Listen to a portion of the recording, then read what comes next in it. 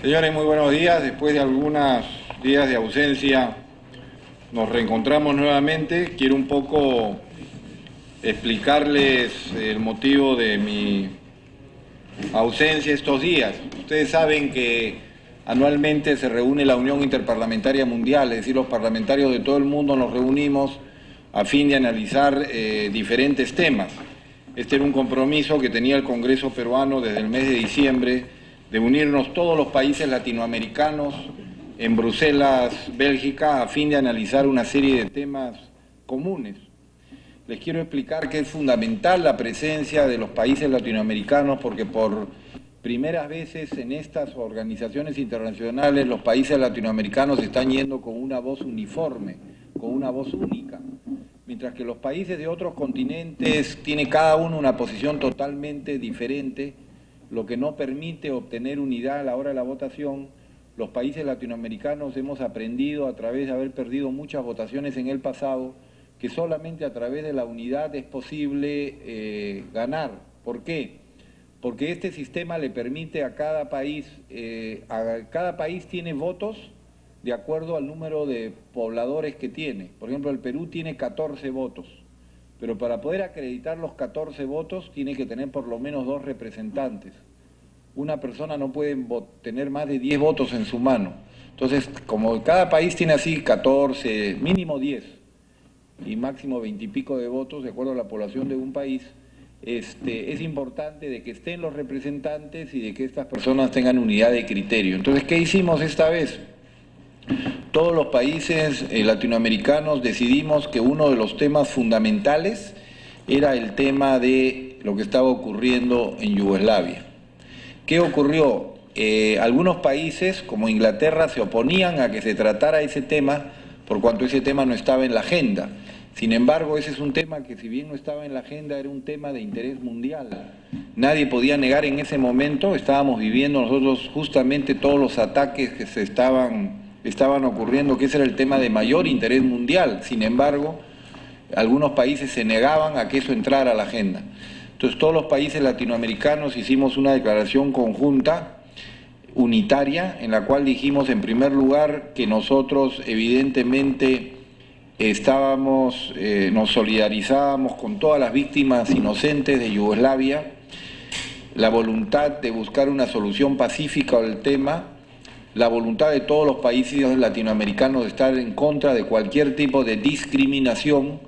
Casi todos nuestros países latinoamericanos se han formado por la unión de razas, religiones, orígenes, etcétera, y en consecuencia para nosotros es muy raro ver que existan reacciones tan violentas contra grupos minoritarios. Por lo tanto, manifestamos nuestra total repudio a cualquier acto que atentara contra minorías étnicas. Sin embargo, por unanimidad los países latinoamericanos también dijeron de que ellos consideraban que eran Naciones Unidas, la Organización de Naciones Unidas, la que debería intervenir. Y nos llamaba muchísimo la atención que Naciones Unidas no hubiera manifestado su rechazo a que la OTAN hubiera actuado sin la autorización expresa de la Organización de Naciones Unidas. Este fue el gran tema del foro, a pesar de que, repito, no estaba en el temario, todos los países expusieron sobre este tema. El otro tema era el tema de la deuda de los países pobres. El gran otro tema que se discutió fue qué ocurre con la deuda de los países pobres y en consecuencia se habló de invocar a los países acreedores a fin de que nos ayuden a reducir nuestra deuda externa en una forma considerable. Nadie habló evidentemente de que nos condonen la deuda, o sea, que nos perdonen toda la deuda, porque eso comprendemos que es muy difícil, pero sí que nos permitan condonar, reducir la deuda o convertir parte de la deuda en inversión en educación, en salud, infraestructura, etcétera. El tercer gran tema de esta reunión fue el tema del desarme, es decir, cómo es indispensable que se vayan eliminando todas las armas nucleares y armas biológicas que puedan existir en el mundo, que este tipo de armas, sobre las cuales gracias a Dios los países latinoamericanos estamos libres, desaparezcan de la faz de la tierra. Y por último, hubieron 2 reuniones paralelas, una de mujeres parlamentarias, en las cuales participó muy activamente, como siempre, la doctora Marta Chávez, y otra reunión de los secretarios generales u oficiales mayores de los parlamentos del mundo. Fue interesantísimo, estuvo el señor José Chevasco en representación del Parlamento peruano, y tuvieron ellos un encuentro de los secretarios o oficiales mayores, no en todos los países se llama oficial mayor, de los diferentes parlamentos del mundo. Y se llegó a reconocer que el Perú es uno de los países más adelantados en el mundo en materia de informática, en materia de nuestra página web, en materia de información, en cómo funciona nuestra biblioteca, etcétera, etcétera. Es decir, que el Perú era increíble, era el número uno en toda Latinoamérica, y en segundo lugar es uno de los más modernos en el mundo en esta materia. Tan es así que hay otros países que han solicitado ayuda al Perú para poder ellos alcanzar en algún momento los adelantos que tenemos en el país en materia de informática, de nuestra página web y todo aquello que ustedes perfectamente bien conocen y que fue materia de orgullo para nosotros. Se quedaron muy impresionados cuando les llevamos esta nueva biblioteca que yo presenté el último día de la sesión del Congreso. Ustedes recordarán estos disquetes en que están todas las constituciones del Perú, en otra que están todos los reglamentos del Perú, en otra en las que están todas las diferentes documentos que ha sacado el Parlamento peruano. Eso es en cuanto al viaje en Bélgica. Yo además fui invitado, como ustedes saben, a Holanda y a Dinamarca, donde fui recibido por diferentes autoridades, por los presidentes o vicepresidentes de los parlamentos, por los presidentes de la Comisión de Relaciones Exteriores. En el caso de Dinamarca, además del presidente y de la vicepresidenta de la Comisión de Relaciones, presidente de la Comisión de Relaciones Exteriores, fui recibido por la alcaldía de Copenhague, toda vez que se enteraron que yo había vivido de chico, durante 2 años que mi padre fue diplomático ahí. Tuvieron un gesto muy simpático hacia mi persona.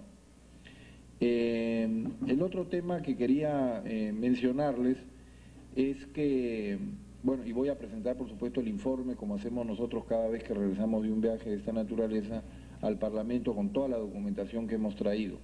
El otro tema que les quería mencionar, y que no lo mencioné ayer en el Pleno, es el tema del tema de la operación Chavín de Huántar.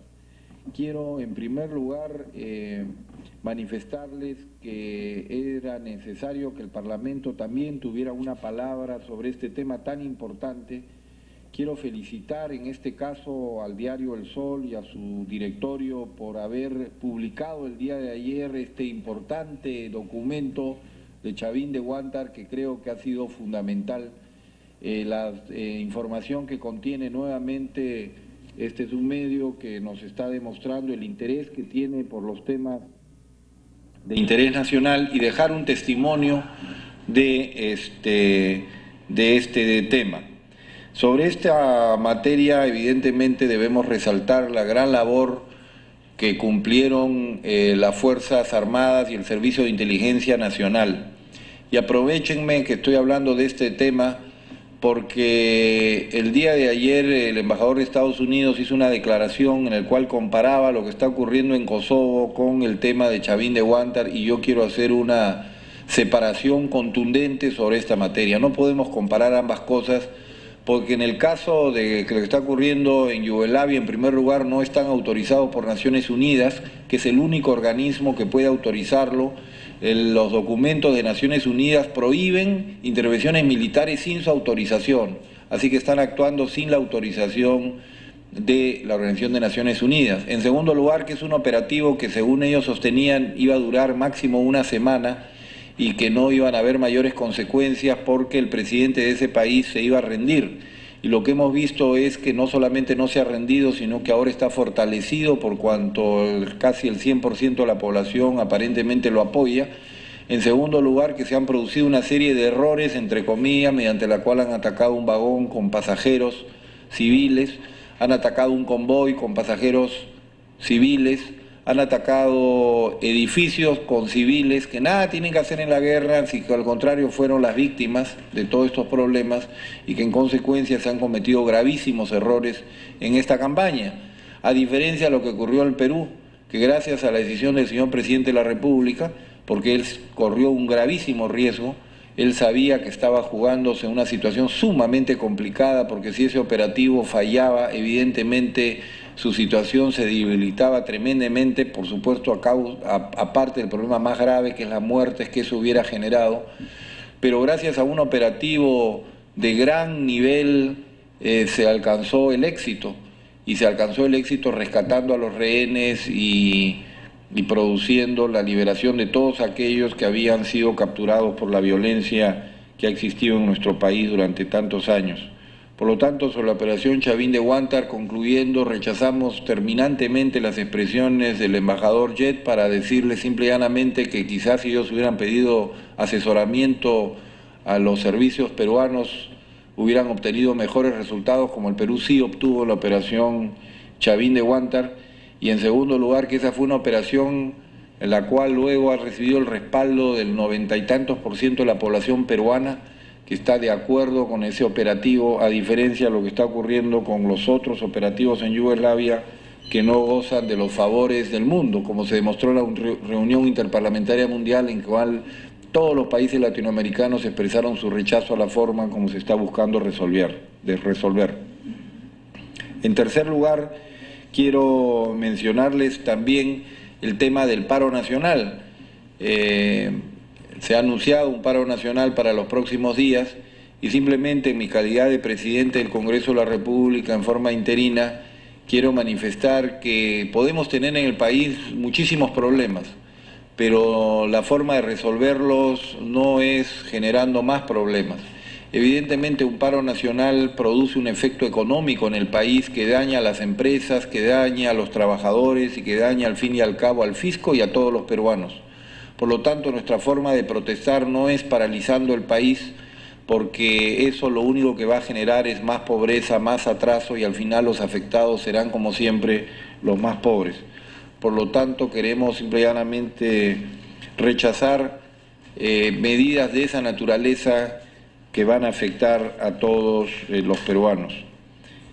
También, antes de pasar, por cierto, a las preguntas que ustedes quieren formularlas, quiero mencionarles que hay un tema que me preocupó cuando yo estaba afuera, recibía diariamente todas las noticias, que era el tema de la compensación por tiempo de servicios. Se dijo que iba a ser eliminado.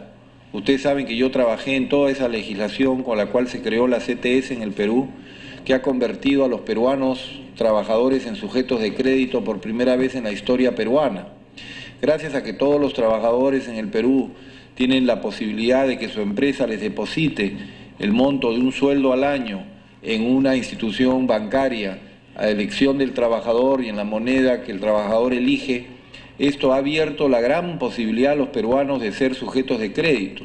Me consta, lo he visto, lo he verificado en las instituciones bancarias. Cualquier persona que tenga algún depósito en una cuenta de esta naturaleza en un banco, se acerca al banco, se identifica y automáticamente le prestan el 50% del monto que está puesto en su CTS, y en consecuencia esto ha permitido convertir a los peruanos en sujetos de crédito, porque hasta antes de esto los peruanos que querían obtener un crédito siempre se les pedía una garantía, y la garantía era una casa, un auto o algo, y evidentemente los trabajadores peruanos, la gran mayoría, no tiene esa posibilidad.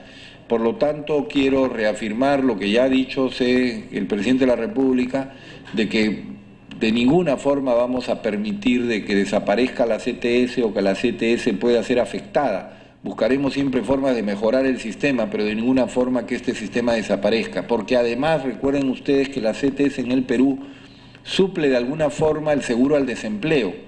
Hay otros países en los cuales existe el seguro al desempleo, es decir, aquellas personas que no tienen trabajo, el Estado les paga un seguro. Pero claro, esto ocurre en los países altamente industrializados, con una gran capacidad económica, países muy ricos. En países como el nuestro, que hay tanta cantidad de subempleados y desempleados, es imposible que el Estado otorgue un seguro al desempleo.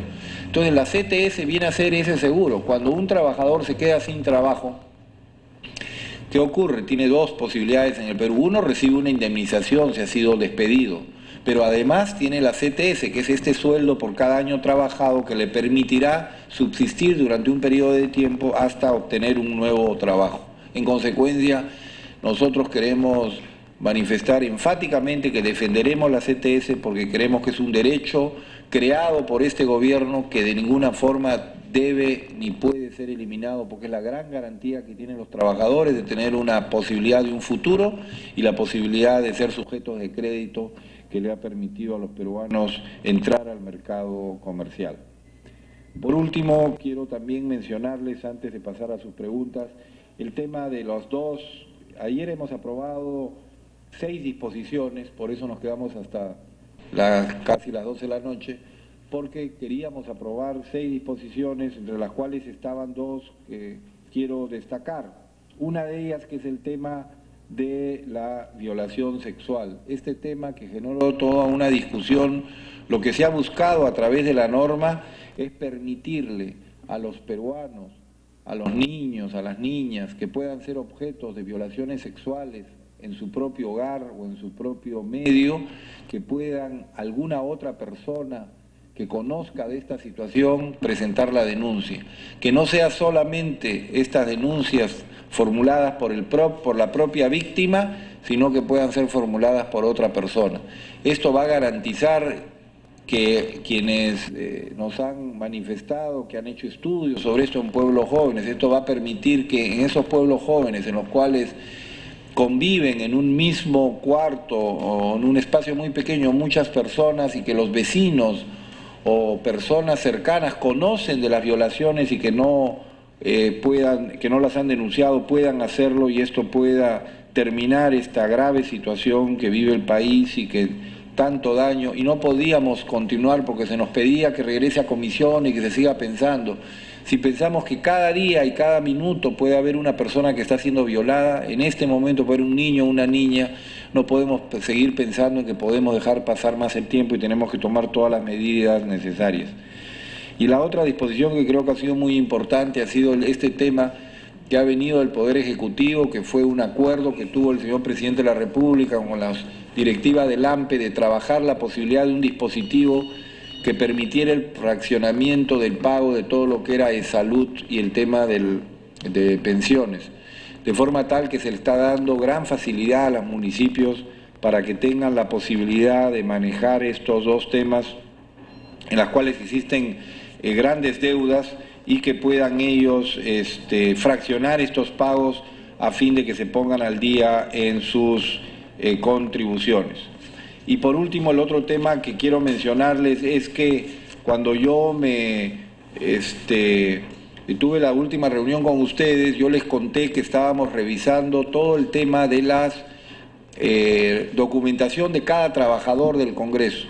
Se preparó un cronograma y todos los trabajadores asesores de las comisiones están entregando la documentación que acredita los títulos profesionales que ellos han comunicado en el momento que iniciaron sus trabajos. Ese trabajo se viene realizando, en este momento se está terminando con esa etapa, se está recibiendo toda la documentación de los trabajadores e inmediatamente ya existe un cronograma para el mes de mayo, a fin de que luego esta documentación sea remitida a las diferentes universidades para verificar que evidentemente los títulos cumplan con todos los requisitos legales necesarios, de forma tal que no exista absolutamente ninguna sorpresa. De esta manera ya hemos creado los requisitos para ser asesor de comisiones. Esto fue una decisión por unanimidad del Consejo Directivo hace ya algunos días. Y ahora estamos en pleno proceso de revisión de los currículums de cada asesor a fin de poder verificar la información que ellos nos han proporcionado. Eso es todo por mi parte, señores. Si ustedes quisieran hacer alguna pregunta. La Comisión Interamericana de Derechos Humanos dio una nueva prórroga para que se pronuncien en torno a sus exhortaciones respecto a restituir a los magistrados de TC. Durante este periodo, ¿usted va a establecer nuevos contactos con los grupos de oposición? Sí, así es. Yo manifesté cuando tenía que irme a la Unión Interparlamentaria Mundial, que no obstante que viajaba en esos días, que quedaban a cargo la comisión de alto nivel que venía conversando sobre ese tema y sabíamos nosotros de la posibilidad de que existiera una prórroga, por cuanto evidentemente existe la voluntad y el deseo de parte del Congreso de la República de encontrar una solución.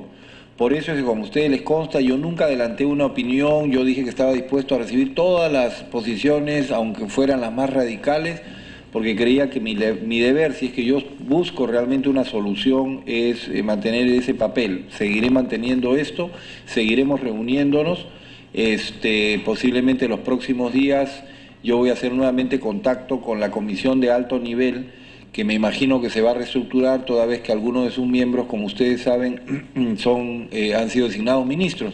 Yo no sé cuál es el criterio que existe en este momento, si esta comisión de alto nivel se va a reintegrar, y por lo tanto quiero conversar con ellos para ver qué es lo que han avanzado en estos días y yo continuar reuniéndome con los voceros de los diferentes grupos políticos a fin de encontrar una solución. ¿Qué otros voceros va a reunirse? ¿Terminó en la primera etapa la reunión con todos? En la primera etapa me reuní con todos los grupos políticos que tienen representantes ante el Consejo Directivo. Me reuní no solamente con ellos, sino en algunos casos me pidieron que asistieran personas que no eran miembros del Consejo Directivo, como en el caso del FIM, estuve con el señor Fernando Olivera, que no era miembro, o en el caso de PPC con la doctora Lourdes Flores, que no era miembro del Consejo Directivo. O sea, es decir, fue totalmente abierto, yo le dije, ustedes vengan con las personas que crean más convenientes y conversamos con todos, tuvimos reuniones con todos ellos, escuchamos sus criterios y volveríamos a citar evidentemente a todos los que fueran necesarios, ¿no? Presidente, respecto al incidente que se protagonizó ayer durante la sesión del Pleno entre el congresista Sixia y el congresista Mome, ¿cuáles son las medidas que va a tomar su despacho? Bueno, realmente es lamentable que estos hechos ocurran en el Congreso de la República por problemas personales entre dos parlamentarios. Nosotros lamentamos muchísimo, nos sentimos sumamente avergonzados de que un hecho de esta naturaleza ocurra en el Parlamento Nacional, porque creo que en el Parlamento tenemos que nosotros hacer docencia parlamentaria y demostrar que es posible discutir ideas, que es posible discrepar, que es posible intercambiar opiniones, pero que esto no nos debe llevar al insulto personal. Este hecho, tal como manifesté el día de ayer, está siendo puesto en consideración del Consejo Directivo esta próxima semana para que sea el Consejo Directivo quien tome una decisión si lo cree necesario o ya considere por superado el incidente. Lo que pasa es claro, en el caso del señor Mome, como él a su vez está vinculado a un periódico, evidentemente él vive una situación diferente por cuanto el otro parlamentario consideró que este periódico lo estaba atacando a él en forma personal. Sin embargo, repito, los temas personales deben ser manejados fuera del Parlamento Nacional y nunca deben ser llevados al Parlamento, y menos se deben expresar términos que injurian, insultan o hieren a cualquier ser humano. Ustedes les consta que no es nuestra forma de actuar, nunca vamos a actuar así porque creemos que son las ideas las que deben predominar. ¿Y cuál es la situación de los parlamentarios de su agrupación política, Jorge Figueroa y Huber Chávez, quienes aparentemente están siendo sometidos a una investigación en una comisión de ética de Cambio 90? Sí, yo dejé antes de irme, justamente ya estábamos por formar una comisión de ética interna de nuestro grupo político, toda vez que es importante que cuando existe una denuncia contra un parlamentario, él tenga la posibilidad de ir a su grupo político y explicar, justificar, acreditar lo que crea necesario. Como nosotros somos un grupo político que no funciona en la forma tradicional, no teníamos un grupo de esta naturaleza y en consecuencia hemos creado un grupo al cual han asistido estas personas y han hecho sus descargos. Yo no conozco todavía los resultados porque yo he llegado el miércoles en la noche, ayer día jueves ustedes me vieron durante toda la sesión plenaria, más la delegación de Rumanía que hemos recibido, hemos terminado a las 12 de la noche y aquí estamos. Por lo tanto, estoy recién reuniéndome con todas las personas para conocer los resultados de ese trabajo. Pero recuerden que ese es un trabajo interno de nuestro grupo político, esto no es un juzgamiento público, no es un proceso. Si hay cualquier parlamentario que tiene una denuncia contra un parlamentario, el Parlamento tiene un procedimiento y una forma para hacer las investigaciones como se están haciendo en el caso de otros dos parlamentarios, ¿no? Que es el caso del señor Lajo y el señor Abanto Pongo. En consecuencia, el Parlamento tiene sus mecanismos. Basta que un parlamentario presente una denuncia contra otro parlamentario para que inmediatamente se inicie un proceso de investigación. Presidente, Sí, el jefe de Estado días pasados hizo un anuncio respecto a que el SIN, el Servicio de Inteligencia Nacional, estaría participando en la lucha contra el contrabando. ¿Cuál es su opinión al respecto? Sí, así como el SIN viene colaborando en todo lo que es delincuencia en la actualidad y hemos visto ya los resultados de que esas grandes bandas de delincuentes que producían secuestros y atacaban con armamento de guerra han disminuido de una forma considerable en el Perú, gracias a que los servicios de inteligencia están haciendo su labor. Así como ellos han colaborado en este tema, y ya el Perú, el tema del terrorismo es un tema que está siendo superado, en el cual ellos prestaron un gran servicio. En el caso de Chavín de Huántar, que mencionábamos nuevamente, gracias al Servicio de Inteligencia, le dieron la información a las Fuerzas Armadas para hacer el operativo. En este mismo caso también el Servicio de Inteligencia puede darle la información a las fuerzas policiales, que son las que evidentemente hacen las capturas. Aquí hay a veces una distorsión. Cuando uno dice que el Servicio de Inteligencia va a ayudar, uno cree, o la gente cree, que el Servicio de Inteligencia va a ser la única institución que va a hacer todo y se va a llevar todos los méritos. No es así. El Servicio de Inteligencia va a prestar su colaboración, pero evidentemente ellos no hacen los operativos. En el caso de Chavín de Huántar no fue el Servicio de Inteligencia el que ingresó, sino fueron las instituciones armadas las que, a través de personal que había sido debidamente entrenado, hace este operativo. Pero la información se la tiene que dar alguien, y este es el Servicio de Inteligencia. Quien le da la información de a qué hora se movían los terroristas, a qué hora jugaban fútbol, qué tipo de costumbres tenían, a dónde se reunían, etcétera, etcétera, es a través del Servicio de Inteligencia. En consecuencia, luego se prepara el operativo militar. Bueno, en este caso ocurre lo mismo. Es necesario obtener mucha información. Hay muchas maneras de contrabando, hay formas muy sofisticadas de hacerlo. Por lo tanto, el Servicio de Inteligencia justamente es un servicio que, como su nombre bien lo dice, emplea la inteligencia para infiltrarse en organizaciones y obtener información.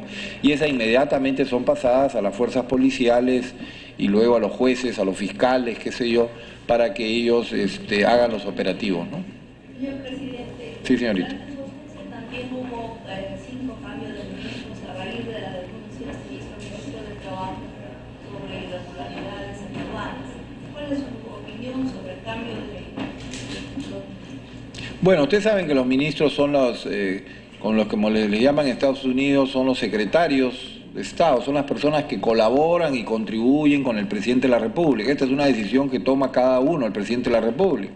Así como yo decido sobre quiénes son los asesores en mi oficina y cada parlamentario los que son los asesores en su oficina, evidentemente el presidente de la República decide quiénes son sus asesores. Por lo tanto, él debe haber efectuado una evaluación y ha considerado en un momento que era necesario hacer algunos cambios. Eso es parte de la sana política de un país. Permanentemente existen cambios en los diferentes ministerios con los cuales se trae gente nueva, lo que no significa que los anteriores han hecho un mal trabajo, sino simple y llanamente que es necesario hacer renovaciones. El presidente consideró que era un momento oportuno para hacer ese tipo de renovaciones y le deseamos el mayor de los éxitos a los actuales ministros. Sí, señor. En este caso del bloque político Cambio de la mayoría, usted acaba de mencionar que se ha formado un comité de ética dentro del grupo, pero parece que eso no es compartido por todos los miembros de su bancada. El señor Ciudad se puede decir al expreso, al menos, que eso simplemente son grupos de conversaciones para interrogar, para conversar con las personas que supuestamente habían cometido irregularidades. Entonces, quisiéramos, por favor, que nos precise simplemente este es un comité de ética y finalmente por qué estos casos, así como se investiga el caso Bajo públicamente, por qué también no se investigan públicamente los casos de Figueroa y de Rubén Chávez, o esto significa que están haciendo un espíritu de acuerdo anticipado para proteger la salud política. Sí, por una razón muy simple. En los casos anteriores, como ustedes saben, existen denuncias contra ellos hechas por parlamentarios. En el caso del señor Lajo, evidentemente existen denuncias contra ellos efectuadas y en consecuencia eso amerita que el Congreso intervenga. En los otros casos, hasta ahora ningún parlamentario ha presentado una denuncia contra ellos, por lo tanto nosotros lo único que conocemos son informaciones periodísticas. Y en base a eso es que nuestro grupo en forma interna les ha permitido y les permite a quien es denunciado defenderse y explicar. Sería injusto dentro de un grupo político que a una persona que es denunciada decirle no, nosotros te cerramos la puerta y tú no nos vas a poder dar ninguna explicación, porque creemos que todo ser humano es inocente hasta que no se pruebe lo contrario, y en consecuencia toda persona tiene el derecho de presentarse ante su grupo político y presentar. Como esto no lo teníamos organizado, de alguna manera se ha organizado ahora. Ahora, el problema es de nombres. Hay gente que dice no se debe llamar comité de ética, se debe llamar comité de conversación. Otro dice no se debe llamar comité de conversación, comité de explicación. Bueno, yo creo que el nombre no es lo importante. Que yo sepa todavía no existe un nombre oficial o que hayamos tomado una decisión de qué título se le va a poner. Lo importante es que exista un comité de ética, un comité de explicación, un comité en el cual nosotros internamente le permitamos a un parlamentario que ha sido denunciado que haga sus defensas y que haga. Los detalles no se los puedo dar de qué es lo que se ha conversado, pues repito, las pocas horas que tengo no me han permitido conocer con lujo de detalle. Pero la idea es esa. Entonces, para el señor Ciudad no se llama comité de ética, para otros se llama comité de ética. No importa qué nombre se le dé. Yo lo llamo así, pero se puede llamar de otra forma. ¿Cuál es la imagen que se percibe en Europa del Perú? Usted ya está en contacto con autoridades europeas. ¿Qué impresión tienen de la economía peruana, de la garantía jurídica para la inversión? ¿Qué comentarios puede usted hacer? Realmente estoy favorablemente impresionado por la reacción de nuestros parlamentarios, los parlamentarios de estos países, y yo me he reunido con las más altas autoridades de estos países, las autoridades parlamentarias, y realmente están todos ellos gratamente impresionados por los cambios del Perú. Ellos conocen perfectamente bien, antes de yo entrevistarme con todas estas personas, ellos cada vez que reciben una visita, como en el caso mío, previamente se preparan, como lo hacemos nosotros en mi presidencia. Yo cuando me reúno, con, por ejemplo ayer que reuní a la delegación de Rumanía, previamente a mí me preparan un file con toda la información sobre ese país, sobre los diferentes análisis que hace la Cancillería de la República a través de nuestras embajadas allá, y para conocer cuál es la situación política, etcétera. Bueno, ellos hacen exactamente lo mismo. Ellos le piden a su Cancillería, a través de sus embajadas en estos países, que le den toda la información. Y ellos tienen información muy actualizada del Perú y están al tanto de los últimos detalles en los temas que aquí se están tratando. Y realmente estoy gratamente impresionado. Tienen una excelente imagen del Perú, reconocen los grandes cambios que han habido en el país. Ellos consideran que el Perú ha tenido grandes transformaciones en materia del terrorismo, en materia de economía, en materia de reinserción internacional, en materia de modernización. Cuando analizábamos, como yo les decía, cómo está el Parlamento peruano en cuanto a modernización tecnológica, por ejemplo, se quedan admirados de todas las cosas que nosotros tenemos.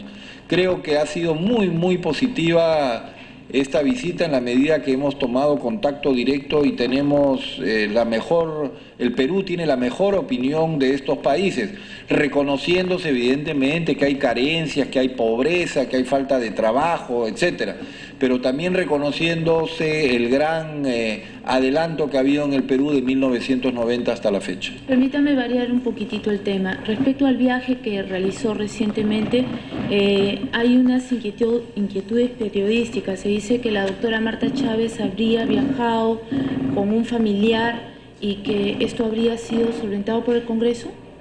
No, el Parlamento, cuando alguien viaja con un familiar, no paga los gastos del familiar. Esto es solventado por el peculio personal de cada parlamentario. Señor presidente, se sabe también que ya el embajador del MIGEL debe dejar ya va a ser renovado por el señor Ángel.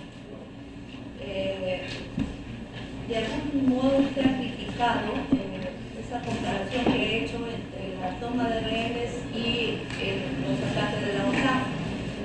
El Parlamento o la Cancillería van a mandar una comunicación formal a la Embajada de Estados Unidos o una moción de orden del día se va a canalizar a través de un documento. Bueno, yo no hablo por Cancillería porque no represento a la Cancillería, yo puedo hablar por el Parlamento Nacional. Creo que no vale la pena. Simplemente el señor ha hecho una comparación que evidentemente es desafortunada. Jamás se podrá comparar los gravísimos errores que se están cometiendo en Kosovo, Yugoslavia, con la matanza de inocentes, con un operativo del éxito que tuvo el operativo Chavín de Huántar. El operativo Chavín de Huántar hoy día es ejemplo en el mundo. En Europa es mirado con gran admiración el operativo Chavín de Huántar. Es considerado el operativo más perfecto que existe en este tipo de problemas de la historia. No, como se decía que la operación de Entebbe, ¿recuerdan ustedes ese aeropuerto que fue tomado, que fue un operativo que hubieron muchísimos muertos?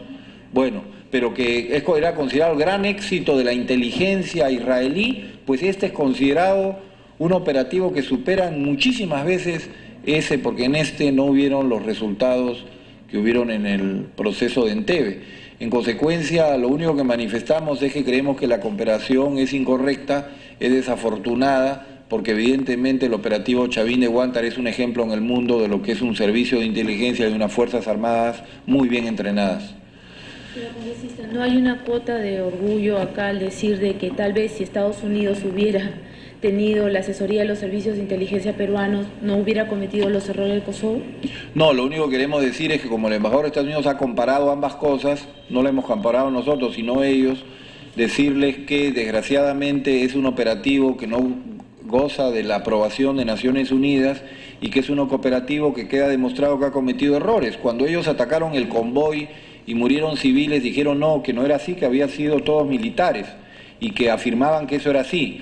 Luego reconocieron que habían cometido un error y que sí habían sido civiles. Luego cuando atacaron un grupo de tractores que iban por una carretera, dijeron no, que no eran tractores, sino que eran tanques. Y luego reconocieron que se equivocaron y que sí eran tractores y que en consecuencia eran civiles. Luego cuando atacaron una serie de edificios civiles, también reconocieron que le falló porque hay muy mal clima y que le falló el operativo y que en consecuencia se equivocaron de edificio. Por lo tanto, estas equivocaciones han generado grandes cantidades de matanzas. Si en Chavín de Huántar se hubieran cometido ese tipo de errores, evidentemente el resultado hubiera sido totalmente diferente. Respecto de los viajes al exterior, en una entrevista que tuvimos con el encargado, el doctor Blanco, sostuvo que se iban a evaluar los viajes al exterior, porque hay muchos viajes que son con todos los bancos pagados y otros viajes que tienen ciertas limitaciones. Quisiéramos saber si usted va a meter en una próxima conferencia un informe para toda la prensa respecto a estos viajes, de qué manera se están gastando los recursos del Estado en esta delegación que están integrando que viajan al exterior del Parlamento. Sí, es fundamental. Yo quiero que ustedes comprendan que la actividad del Parlamento Nacional es también tener una imagen internacional. El Parlamento peruano, que durante años se mantenía alejado de los organismos internacionales, perdió todos sus puestos, todos sus cargos, el Perú era atacado y no había nadie que nos defendiera. Aquella época en la cual teníamos problemas con un país vecino, resulta que ellos sí enviaban delegaciones y el Perú no tenía una respuesta. Hoy día el Perú está activo en todos los foros internacionales parlamentarios. El Perú tiene una voz, el Perú tiene una imagen, el Perú tiene presencia. Es necesario que así sea. En ese caso no se pueden escatimar el valor de un pasaje y el costo de un hotel, porque el malograr la imagen del Perú vale muchísimo más que un pasaje y que los gastos de un hotel. Por lo tanto, es indispensable que así se siga haciendo. Enviaremos delegaciones muy pequeñas, como se ha hecho. En este caso, habían delegaciones de otros países de 15, 20 y 30 personas. El Perú ha enviado una delegación solamente de 3, 2 de mayoría y 1 de minoría. Y todavía el de mayoría, uno de los de mayoría, que es la doctora Marta Chávez, ella iba a la reunión paralela, que era la reunión de las mujeres, que es otra reunión paralela, y sin embargo la incluimos en la delegación para no agregar una persona más. En consecuencia, estamos tratando de limitar lo más posible, pero tenemos que tener una presencia. El Perú tiene que sentirse orgulloso de que tengamos una presencia. El Perú tiene que sentirse que tiene que tener una voz en este tipo de instituciones. No puede el Perú estar ausente, porque en cuanto está ausente puede ser atacado e inmediatamente perdemos nuestras posiciones en esos foros. Señor presidente, ¿cómo se va a elegir a los parlamentarios que ya siempre críticas de que la doctora Marta Chávez es la que siempre existe este tipo de... Bueno, la doctora Marta Chávez ocupa un cargo directivo dentro de la Unión Interparlamentaria Mundial. Nos deberíamos sentir orgullosos que ella ha sido elegida en ese cargo y por lo tanto tenía que asistir evidentemente porque tiene un cargo directivo. En mi caso, yo soy vicepresidente del Parlamento Latinoamericano. Evidentemente yo tengo que asistir a la reunión del Parlamento Latinoamericano, porque tengo ese cargo. Pero ¿qué estamos haciendo? Yo tengo una estadística de cuántas veces ha viajado cada parlamentario. Y estamos eligiendo a los parlamentarios en base exclusivamente al criterio de quienes han viajado menos, o no exclusivamente, pero uno de los criterios es quienes han viajado menos, y por lo tanto le está dando la oportunidad a todos los parlamentarios de poder asistir a esta reunión. Estamos haciendo exclusivamente ese tipo de criterios, de favorecer a aquellos que menos viajen tengan, porque consideramos que todos los parlamentarios tienen derecho a tener este contacto internacional, que repito, es fundamental para el país. Es necesario que uno conozca cómo funcionan las organizaciones, cuáles son las formas de actuar, en qué momento podemos tener una voz, etcétera. Si el parlamentario no tiene ese tipo de experiencia, somos inmediatamente sobrepasados por otros continentes, por errores que cometemos. En este caso, los parlamentos latinoamericanos hemos decidido que estaremos presentes en todas estas actividades. Y somos tan unidos, somos el único continente que actúa por unanimidad, con lo cual obtenemos exactamente lo que queremos en este tipo de foros. Señor presidente, hace unos días 8 organizaciones políticas suscribieron un pronunciamiento en contra de la reelección y también pidiendo transparencia en los comicios generales del 2000. ¿Cuál es su opinión? Sí, en primer lugar que nosotros estamos totalmente de acuerdo en la transparencia total de los procesos electorales y nosotros defenderemos esa transparencia.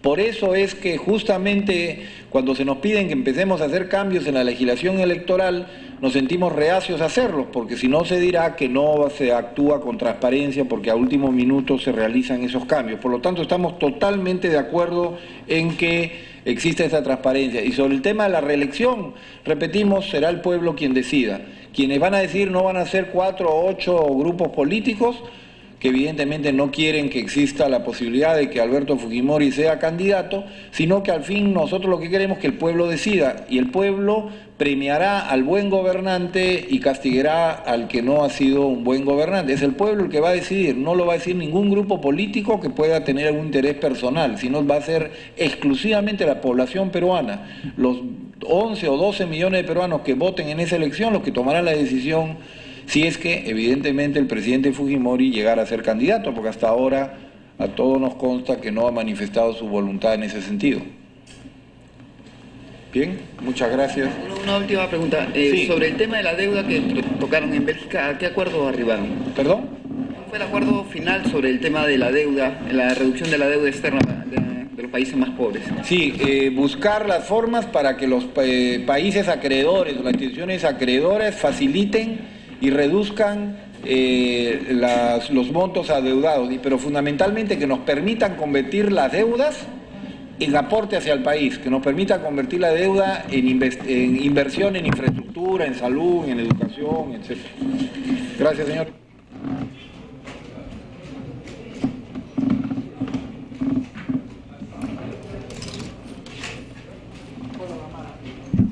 No permitamos que los políticos tradicionales de siempre paralicen el país y le causen un daño terrible y, como repito, a los más pobres, que es a los que tenemos que preocuparnos.